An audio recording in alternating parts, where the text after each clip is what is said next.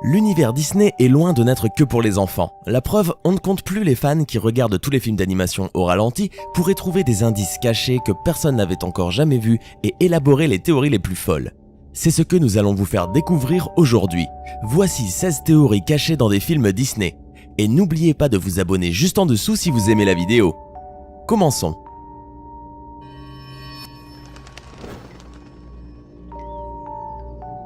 Riley est bisexuel. La question que nous nous posons tous après l'avoir vu est « Pourquoi Riley a des émotions des deux genres ?» Plusieurs personnes pensent que Pixar a abordé le sujet de l'identité de genre dans ce film. En effet, si nous faisons attention, nous nous rendrons compte que les émotions de la maman et du papa sont respectivement représentées par des femmes et des hommes, alors que ces émotions à elles sont représentées par les deux genres. Cette théorie est renforcée quand, à la fin du film, on peut voir qu'un garçon du même âge que Riley a les émotions d'un seul genre. Les enfants fantômes dans Peter Pan. Cette théorie s'accroche à une phrase très reconnue dans le film, dans laquelle on parle d'un endroit où les enfants ne peuvent pas grandir. En effet, grâce à cette phrase-là, il existe une grande possibilité pour que l'argument traite en réalité d'une métaphore. Cette idée certifie que Peter Pan était en réalité un ange qui guida les enfants vers le paradis nommé Neverland. Une raison qui explique pourquoi les enfants ne grandiront jamais puisqu'ils étaient tous des fantômes piégés dans cet endroit. Aladdin et le futur post-apocalyptique. Nous nous souvenons tous du célèbre film Aladdin, basé sur le conte classique d'Aladin et la lampe merveilleuse. Or, il existe une théorie qui affirme que cette histoire se déroule dans le futur et non dans le passé comme nous le pensions tous. Ne vous êtes-vous jamais demandé pourquoi le génie sait plusieurs choses sur notre culture actuelle ? Selon cette théorie, une grande guerre nucléaire détruisit le monde entier il y a plusieurs années de cela. À cette époque, le génie resta enfermé et ne fut réveillé qu'après 10 000 ans. Ainsi, Agrabah ne serait pas l'Arabie, mais plutôt une ville post-apocalyptique, vu que tous les objets sortent de l'ordinaire et se réfèrent à la magie, comme le tapis volant et plusieurs objets mécaniques qui en réalité seraient des avancées technologiques de notre époque amenées dans le futur par miracle et grâce au génie. Une méchante réhabilitée.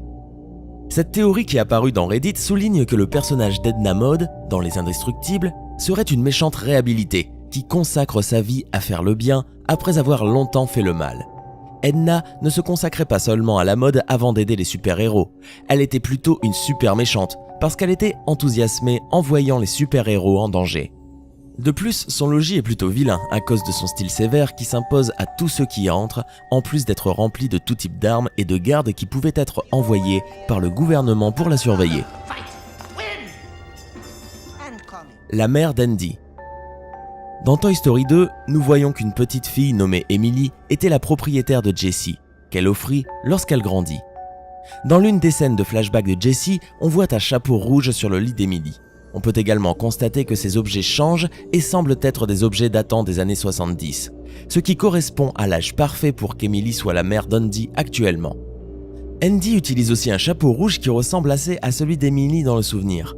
On peut supposer alors qu'elle l'a offert à Andy. Nemo ne survit pas. Nemo n'est qu'un produit de l'imagination traumatisée de marins. L'une des preuves les plus étranges dans cette théorie est que le mot Nemo signifie personne en latin. Ainsi, le titre du film serait en réalité « Trouver personne ». Le film raconte l'histoire d'un poisson qui vécut une horrible tragédie lorsqu'un barracuda tua son épouse et tous ses œufs. Et comme il refusait de croire ce qui était arrivé, il s'accrocha à l'idée que l'un de ses petits œufs avait survécu. À la fin du film, le poisson clown peut finalement se débarrasser de ses craintes. Lorsqu'il dit à Nemo qu'il va vivre une aventure à l'école, cela veut dire qu'il va reposer en paix. Des homunculus dans Cars. Dans Cars, on apprécie différents éléments qui font référence à une civilisation très similaire à la nôtre. De l'alphabet au langage, jusqu'aux nationalités et l'architecture qui furent un certain temps utilisées par les êtres humains. En effet, le monde où ils vivent est en réalité le nôtre, adapté aux automobiles. Mais alors, qu'est-il arrivé aux humains? Où sont-ils allés?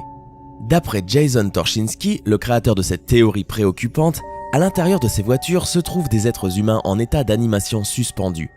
Pour expliquer cela, il élabora un schéma qui enleva au film de Disney toute sa magie et le transforma en un futur post-apocalyptique où les machines auraient obligé les humains à être connectés à elles.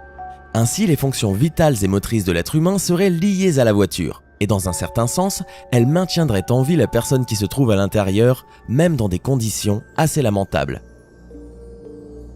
Là-haut, imaginaire. On dit que le héros de Là-haut, Carl Fredricksen, serait mort peu de temps après avoir reçu la nouvelle de devoir déménager dans une maison de retraite, et que le film est en réalité une représentation de son voyage dans l'au-delà. Les chutes du paradis représentent le ciel où Carl et Ellie seraient joyeux une fois qu'ils se rencontreraient à nouveau, et son compagnon Russell serait un ange qui veut obtenir son dernier badge qui représenterait ses ailes.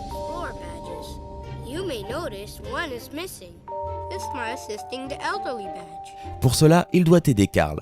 Cet ange prendrait la forme d'un petit garçon pour être le fils qu'Ellie et Carl ont tant désiré et qu'ils n'ont jamais eu. Wally était un tueur.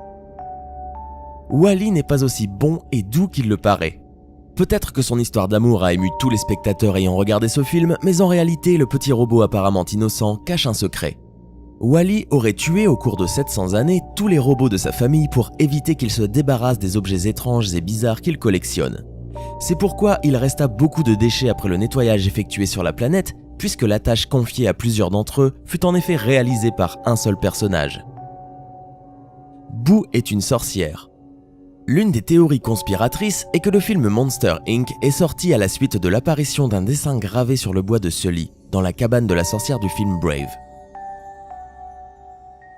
Selon cette théorie, la sorcière du film serait en réalité l'adorable Boo.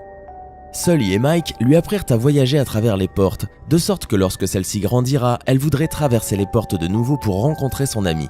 De cette manière-là, elle finirait par voyager dans le temps jusqu'à arriver à l'époque de Mérida, où elle essaierait de comprendre la magie. La théorie est renforcée par le fait qu'à chaque fois qu'une porte se referme, la sorcière disparaît.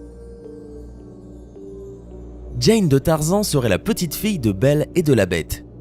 Pour les fans, la raison pour laquelle Jane parvient à comprendre Tarzan malgré son langage bestial est justement parce que sa grand-mère a réussi à comprendre la Bête. Il y a également une forte ressemblance entre les deux jeunes femmes. Oui, on est encore légèrement dans le domaine de la tractation capillaire, mais pourquoi pas. En plus de ça, dans le film, on remarque que l'ensemble en porcelaine qui se trouve sur l'une des tables de l'expédition à laquelle participe Jane sont les mêmes que certains personnages de La Belle et la Bête. Mais ce serait également oublier que tous ces personnages sont redevenus humains à la fin du dessin animé. Tarzan serait le petit frère d'Elsa et d'Anna, de la Reine des Neiges. Bon, là on commence à atteindre les choses sérieuses. Ce n'est que la première étape d'une théorie qui relie à la fois Tarzan, Réponse, la Reine des Neiges et la petite sirène. On peut également rajouter Hercule dans le lot. Cette théorie a fait le tour des internets et n'est pas tombée dans l'oreille d'un sourd. Lors d'une session de questions-réponses sur le site Reddit, Chris Buck, le co-réalisateur de La Reine des Neiges, a donné du grain à moudre aux théoristes. L'un des participants a en effet demandé où se rendaient les parents d'Anna et d'Elsa lorsque leur bateau a fait naufrage. L'une des réponses était un mariage. L'autre réponse étant ceci. Pour Chris, ils ne sont pas morts pendant le naufrage, ils se sont retrouvés échoués sur une côte avec une jungle. La reine a donné naissance à un petit garçon. Ils ont bâti une maison dans un arbre, ils se sont fait manger par un léopard. Et oui, c'est exactement comme ça qu'est racontée l'histoire de Tarzan avant qu'il ne soit recueilli par sa mère gorille adoptive. Et accessoirement, Chris Buck a également co-réalisé Tarzan. Coïncidence ? On ne pense pas. Les parents d'Anna et d'Elsa se rendaient au mariage de Réponse.